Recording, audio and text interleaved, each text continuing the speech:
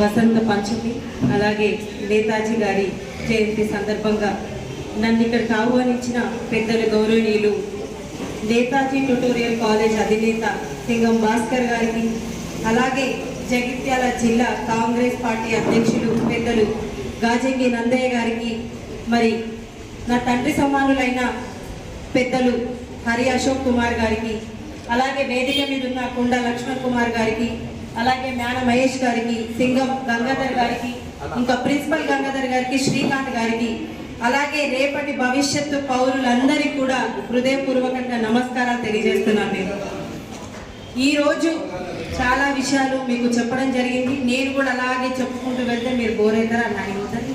But కాకపోతే మీకు ఒక చిన్న సింపుల్గా షార్ట్గా నేను ఒకటి చెప్పాలనుకుంటున్నాను. ఈరోజు యువతకి ఇన్స్టాగ్రామ్ అంటూ లేని ఒక్క పిల్లగాడు కానీ పిల్ల కానీ లేదు. అవునా? మీ అందరికి ఇన్స్టాగ్రామ్ ఉంది కదా, అందరికీ ఉంటుంది. అందులో అందరూ ఇన్ఫ్లుయెన్స్ చేస్తూ ఉంటారు, మీరందరూ ఇన్ఫ్లుయెన్స్ అవుతూ ఉంటారు.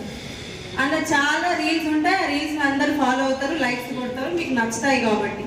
సో మీకు ఏదైతే జనరేషన్ ఫార్వర్డ్ అవుతుందో మీరు అవి చేసుకుంటూ వెళ్తున్నారు. కానీ రేపొద్దున మన భవిష్యత్తుకి ఏదైతే అవసరమో అది మాత్రం చేస్తలేరు 100%. నేతాజీ గారు అన్న విషయాలు ఏంటి? మీరు నాకు రక్తం ఇవ్వండి, నేను మీకు స్వాతంత్రాన్ని ఇస్తాను అని చెప్పాడు కదా.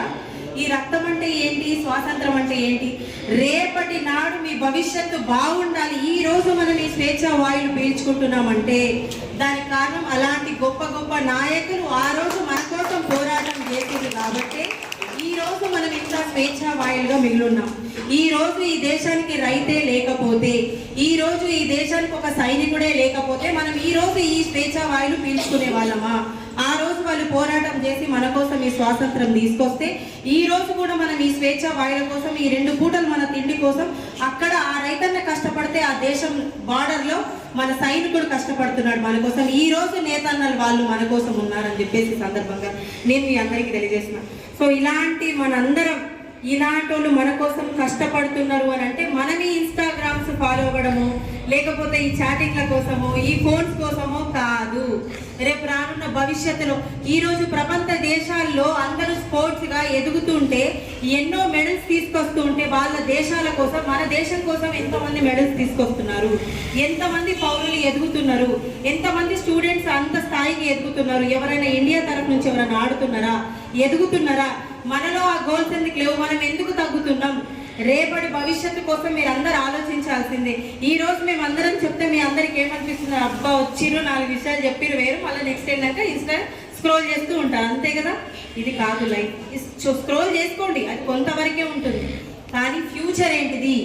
ఈ రోజు పోతుంది. మీరందరూ చదువుకొని ఒకరి దగ్గర ఎంప్లాయీగా చేరడం కాదు, మీరే ఒక 100 మందికి ఎంప్లాయ్మెంట్ కలిగించేలా భవిష్యత్తు రావాలని చెప్పేసి నేను ఎందుకంటే నాకు కూడా మీలాంటి పిల్లలే ఉన్నారు కాబట్టి, సో నాకు ఆ బాధ ఉంటుంది కాబట్టి ఒక తల్లిగా నేను మీ అందరికీ చెప్పడం జరుగుతుంది. మీరందరికీ కూడా నా పిల్లలే కాబట్టి ఈ సందర్భంగా నేను మీ అందరికీ చెప్పడం జరుగుతుంది. నేను ఇక్కడికి మున్సిపల్ చైర్పర్సన్గా రాలే, మీ అందరికీ ఒక అమ్మగానే ఇక్కడికి వచ్చాను కాబట్టి సో నేను ఈ విషయం మీకు ఇంత క్లారిటీగా చెప్తున్నాను. మనమే ఎంప్లాయ్మెంట్ సృష్టించాలి. ఈ రోజు vocational college, Netaji vocational college అంటే నాట్ ఓన్లీ కాలేజ్, ఇది ఒక వ్యవస్థ, ఇది ఒక స్థాపితం. సో ఇలాంటి ఒక వ్యవస్థ నుంచి మనం బయటికి వెళ్ళి ఈరోజు అబ్దుల్ కలాం కావచ్చు అండ్ మోడీ గారు కావచ్చు, ఈరోజు ఇంకా చాలా రిలయన్స్ అధినేత ఎవరు? రిలయన్స్ అధినేత you don't know. So Reliance అధినేత ఎవరైతే ఉన్నారో ఎక్కడి నుంచి వచ్చాడు? వాళ్ళ నాన్న ధీరుభాయ్ అంబానీ గారు ఎక్కడి నుంచి వచ్చారు? ఇలాంటి టాటా గారు ఎక్కడి నుంచి వచ్చారు? సో ఇలాంటి మనం తీసుకుందాం. మీ అందరి కాకపోయినా మీ అందరిలో కొందరని అవ్వాలి కదా. అయితే ఈ భవిష్యత్తుకు అంటే ఈ దేశానికి మనం గర్వకారణంగా మనం చెప్పుకోవాలి. మనము ఏదైతే మన స్థాయికి తగ్గట్టు మాటలు మాట్లాడడం కాదు, మనం మాట్లాడే మాటలకి ఒక స్థాయి ఉండాలనేది మీరు అందరూ గుర్తుపెట్టుకోవాలి. మనల్ని చూసి స్థాయి కాదు, మనల్ని చూసి స్థాయి అక్కడి నుంచి వచ్చేస్తుంది. అలాంటి స్థాయికి మీరు అందరు ఎదగాలని చెప్పేసి మీరందరూ ఇన్స్టా ఫాలోవర్స్ కదా, సో మీ ఇన్స్టాలో ఇలాంటి స్క్రోల్ చేస్తూ ఉండండి. మనల్ని మోటివేట్ చేసేది స్క్రోల్ చేస్తూ ఉండండి, మనల్ని నాశనం చేసేది కాదు. మీరందరూ ఇప్పుడున్న ఈ జనరేషన్లో ఇన్స్టా స్క్రోల్ చేస్తున్నారు కాబట్టి మీకు ఇన్స్టా లాంగ్వేజ్లో చెప్తున్నాను, లేకపోతే ఇంకో లాంగ్వేజ్లో చెప్పేదాన్ని. సో మీ అందరికీ నేను చెప్పేది ఏంటంటే ఏది స్క్రోల్ చేసినా, మీరు ఫేస్బుక్ చూసినా, ఇన్స్టా చూసినా, వాట్సాప్ చూసినా, మీ భవిష్యత్తుని మోటివేట్ చేసేది మాత్రమే చూడండి. ఇవాళ మీ అమ్మా నాన్న మిమ్మల్ని కష్టపడి పెద్ద పెద్ద కాలేజీలో చేర్పించడం ఇక్కడ చేర్పించారంటే వాళ్ళ దగ్గర డబ్బు లేదు, వాళ్ళు కష్టకాలంతో కూడుకున్నారు. కాబట్టి ఎందుకు రేపు భవిష్యత్తు ఏంటిది మీరు ఆలోచించుకోండి. ఇవాళ మనం స్క్రోల్ చేయడం కాదు, రేపు పొద్దుగాల మన కోసం ప్రతి ఒక్కరు స్క్రోల్ చేస్తూ ఉండాలి. ఈమె ఇట్లా ఎట్లా వచ్చింది, ఈయన ఇట్లా ఎట్లా వచ్చిండు అని చెప్పేసి. సో అవన్నీ ప్లీజ్ దయచేసి ఇవన్నీ మెంటల్గా మీరు ఫిక్స్ అయ్యి ఉండండి. మీరు ఫిక్స్ అయ్యి ఉన్న రోజు నాడే మీరు భవిష్యత్తులో ముందుకెళ్తారు. ఈ రోజు చెప్పితే మీరు వినడానికి బాగానే ఉంటుంది, నాకు చెప్పడానికి బాగా ఉంటుంది. రేపు పొద్దున మీ అందరిలో ఏ ఒక్కరు ఎదిగినా కూడా నాకు సార్ ఇంకా అంతకంటే ఎక్కువ సంతోషంగా ఉంటుంది. ఒక గురికి గురుదక్షిణ ఏంటిది, మీరు ఫీజులు కట్టడము లేకపోతే గిఫ్ట్లు తీసుకొచ్చి ఇవ్వడము కాదు. రేపు పొద్దున ఇందులో నుంచి ఒక్కరు ఎదిగిన ఆ స్థాయికి ఆయనకు జీవితం. కాబట్టి సో మీరందరూ మీకు చదువు నేర్పించిన గురువులకు కావచ్చు, మీ అధినేత కావచ్చు, మీ తల్లిదండ్రులకు కావచ్చు, ఈ కన్న భూమికి కావచ్చు, మీరు ఏం చేయాలనుకుంటున్నారు అనేది మాత్రం తప్పకుండా గుర్తుపెట్టుకోండి. కరోనా వచ్చినప్పటి నుంచి ప్రతి ఒక్కరికి ఫోన్ అనేది చాలా అడిక్ట్ అయిపోయింది. ఈ ఫోన్ అనే ఒక దరిద్రాన్ని అంతా దాంట్లో మంచి చూడడం ఓకే, చెడు చూడడాన్ని దాన్ని పక్కన పెట్టేసి మీ లైఫ్ని ఎలా స్క్రోల్ చేసుకోవాలి, మిమ్మల్ని ప్రతి మంది ఎలా స్క్రోల్ చేయాలనేది గుర్తుపెట్టుకోండి. సో చెప్పడంలో ఏం లేదు, ఇంకా 100 విషయాలు స్టూడెంట్స్ కనబడితే 100 విషయాలు బయటకు వస్తాయి చెప్పడానికి. కానీ ప్లీజ్ ఎవ్వరు కూడా భవిష్యత్ని నాశనం చేసుకోవద్దు.